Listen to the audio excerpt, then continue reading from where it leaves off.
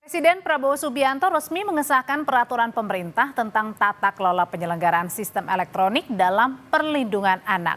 PP ini mengatur perlindungan anak dari dampak paparan negatif media sosial. Presiden Prabowo Subianto mengesahkan peraturan pemerintah tata kelola penyelenggaraan sistem elektronik dalam perlindungan anak di halaman Istana Negara Jakarta. Peraturan pemerintah Sejumlah anak dan siswa sekolah pun diundang untuk menghadiri acara ini. Menurut Prabowo, perkembangan teknologi digital semakin pesat membawa kemajuan, namun perlu dikelola dengan baik karena bisa berdampak negatif bagi anak-anak.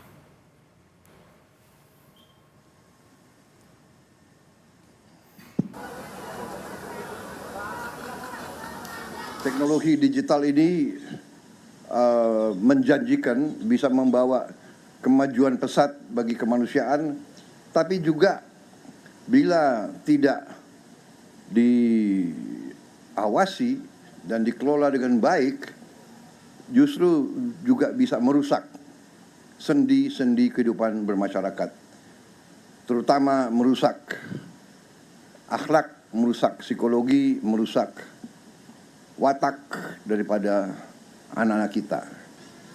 Perkembangan negatif yang sangat cepat bisa dilakukan melalui media digital sangat-sangat berbahaya jika kita tidak lakukan langkah-langkah pengelolaan yang baik.